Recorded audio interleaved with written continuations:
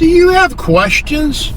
Oh my word, I get so many questions and comments in my videos. I thought I'd take a moment and actually do a whole video, well, a short video, on some questions. And I'm going to do it in a Rob the Maritimer fashion, but I'm not going to be walking, I'm going to be driving.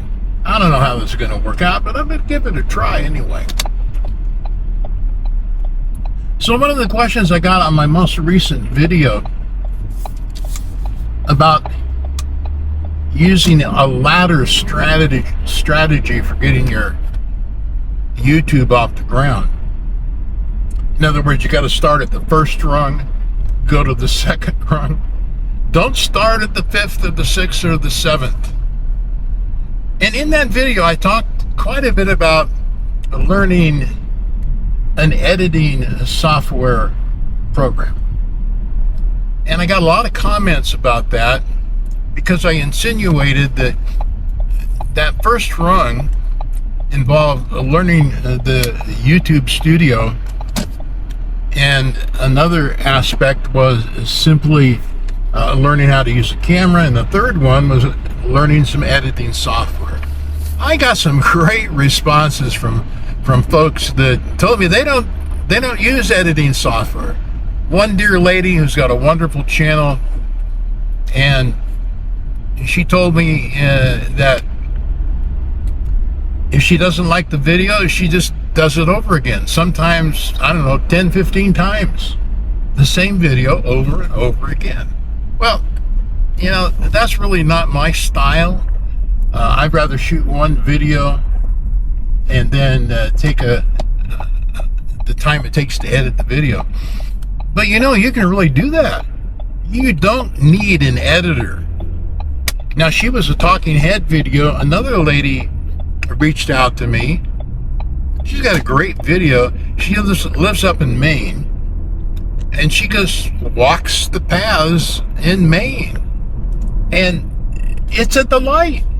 She's a great, what I call vlogger. She's got a lot of wisdom, but her scenery is wonderful, and she just walks along. She doesn't edit anything. Probably no reason to edit that. I don't know. I got some comments from another lady who has a kids channel, and she's having a hard time getting monetized. And I went and looked at her channel. Got a great channel, but it reminded me where there's talking heads, vlogging, being out in the forest, AI generated, whatever it is, you may or may not need to use an editing software program. The other question came up. Several people mentioned the problems with CapCut, because I mentioned CapCut, and I am moving away from CapCut for two reasons. One, the TOS problem. Some of you are probably aware of that. The other one is, you know, I was in the middle of editing a video when CapCut just shut down. Man, I would put me a week and a half behind. Oh man, what a mess. So I don't trust CapCut. So I did find a great editing software that I'm experimenting with now. It's free. It's a VN editor software. V like in victory, VN, V Nancy. VN editing software. Wait a minute, VN editor software. I'll put a link in the description for it. I'll tell you why I really like it. Now, I've got it on my Mac and on my phone. If you buy the Pro version, you don't need to buy the Pro version. It's got almost everything in it. In the non-Pro version, that's totally free. But just be warned, if you're going to buy the Pro version, I discovered the version from my MacBook, from a Mac that I downloaded. And then I went to download the iPhone version. The Mac version is $49 a year. The iPhone version is $69 a year. I don't know why they just make it for the whole platform. That's kind of crazy. But you don't have to buy it. It's free. And a lot of the tutorials online for it are are really great. And I'll tell you the reason I like it is because it's as easy, if not easier, than even CapCut. And like CapCut, which was designed for creators, social media creators, unlike DaVinci Resolve, unlike Final Cut Pro, unlike all the other major editors that are film making editing, CapCut Pro and VN software editor are designed with content creators in mind. Doing overlays and all different things are simple. They're easy. One-step thing. You don't have to recreate the wheel to do the things that are easy to do in CapCut. So I encourage you to check that out if you're looking for an alternative. A lot of alternatives, obviously, on editing. Everybody's got their own best choice for that. But anyway, the point I want to make is, don't want to use an editor? Don't use one. Do like my friend did and shoot the video over again, or just leave it up there. And both of those have pretty good subscriber bases, and yeah, they're really loved by the people on their channel. I can tell that. I got another comment or question in one of the schools that I was part of, and it's related to some other questions and comments that I got on this video. Which is, are you creating content for your audience or for your passion? One of my favorite gurus had a video out the other day on this, and he said for every 5 that he creates for his audience, then he'll create 1 from his passion. I don't know. Let me use the gal that is using the has a kids channel. That's obviously her passion, and so getting monetized was not the biggest thing in her mind. Her passion is kids, and I think that's great. Whatever your passion is, and the audience will find you or not find you. Yeah, it works like that, and it takes time to build an audience. Maybe your audience is 25, 30, 50, or 100. I don't know what your audience is. And yes, you want to listen to your audience, you want to be responsive to them. But I think it's a mixed bag.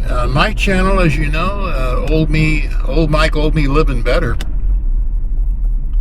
is designed for people in the 4th quarter of their life, people that are 70 to 85 and above. And when I started my channel, I thought it was going to be all about aging. And then all of a sudden, I found myself successful as a YouTube creator. And I posted one video. I started my YouTube channel 80 years old. And that video went viral, 350,000 views or more.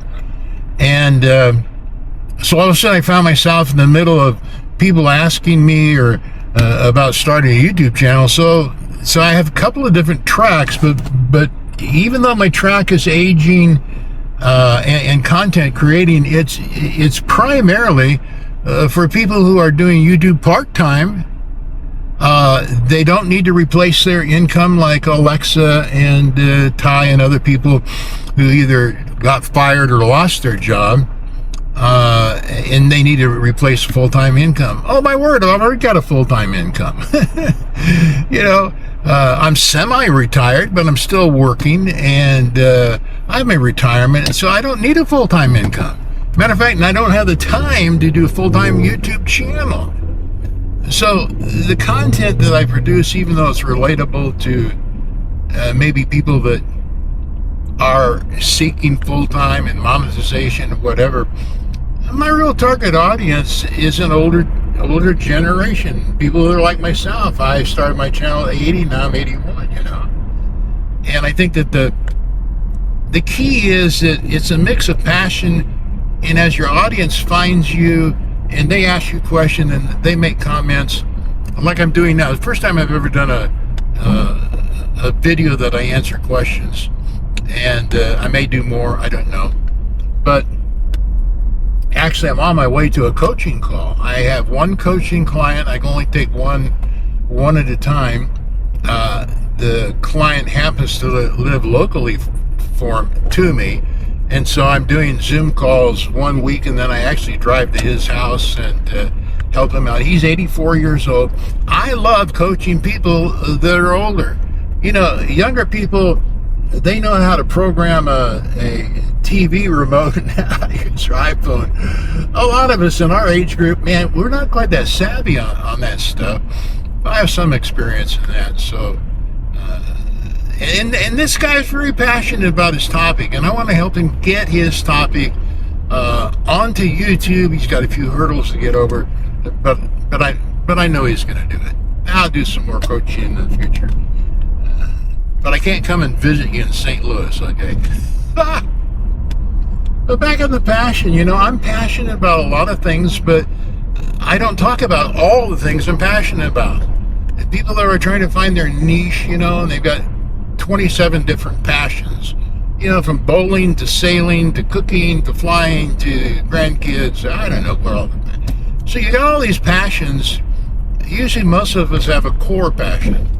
I guess my core passion is encouraging people around the topics I'm familiar with. I think that's important. You think about that for a moment.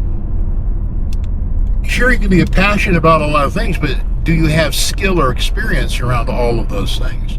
Chances are, let's say you've got 24 different passions, chances are only one or two of them you really have a skill and experience in. That's going to be your niche or your target audience. You're going to be able to speak about that with some kind of authority. And I think that's really critical and really important. The last thing I want to talk about is my new career. Squishy Gravy posted the funniest comment I've received over, I got 40,000 comments, 30,000. I got a ton of comments. So she posted that on this last video about YouTube success, what I wish I knew. She said she was giving her bath a mineral bath of some kind. She had a chicken and she was giving it a bath. And she was listening to my YouTube video, and she said as soon as she turned on the YouTube video, that chicken went right to sleep. And then YouTube throws in their ad, and as soon as the ad came up, the chicken got alert and all anxious. As soon as I started talking again, she, I don't know. The chicken went back to sleep. So I'm going to be the chicken whisperer on YouTube.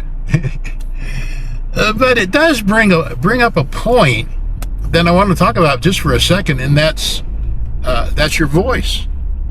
Does your voice put people to sleep? Some of you know that I pastor a church. I joked back with her that,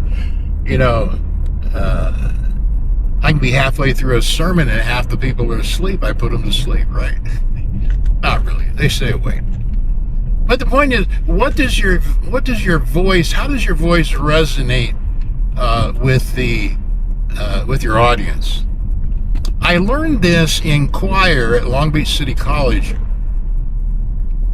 I was in the choir there, and the choir director suggested I get a voice coach. Now, I thought he was going to just be, so I can project my voice and all of that kind of stuff. Yeah, it involved that. But this voice coach was really cool. She just helped me develop my voice in such a way, as she put it, and I'll never forget it. She says, you want to be able to sing and speak with passion. That was it. You want to be able to sing and speak with passion. So when you're in front of the camera, is that what you're communicating? Are you communicating that you're singing and speaking? Well, maybe you're not singing. But I've watched, for everybody that leaves a comment on my channel, 90% of you, I go and look at your channel. I watch at least one of your videos. So I have some familiarity with who you are and what you're doing. Oftentimes I make comments about that when I comment back to you. And sad to say, there's so many wonderful creators who are speaking in a monotone, very slow. Talk about putting you to sleep, man. They do. And then there's a few others that speak really fast.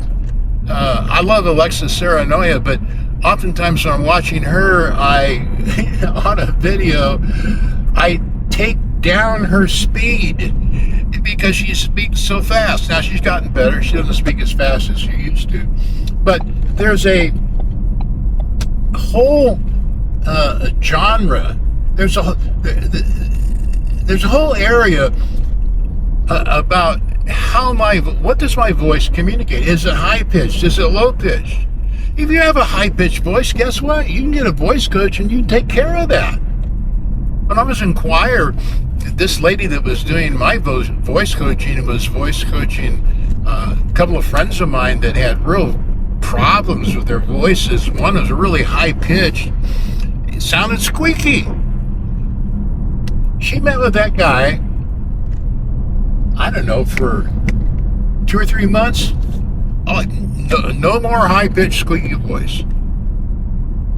And so you might want to consider that. Watch your own videos. Do you go to sleep at your own videos? Oh, no. Not that, Mike. I don't want to sleep through my own video. Well, it's possible. Anyway, this is old Mike, the chicken whisperer. Oh, if you want me to make you a video to help your chickens go to sleep, send me a message, leave me a comment, and I'll do a short video for you to help your cows, your donkeys, your dogs, your chickens go to sleep for a nominal fee. I'm joking, of course. Don't ask me to do that. But anyway, having fun. I'm almost to my coaching appointment. I hope you enjoyed this. Old Mike, old me, living better. You know my motto, if you ain't dead, you ain't done. Here I am, 81 years old, on the way to a coaching call, loving what I'm doing.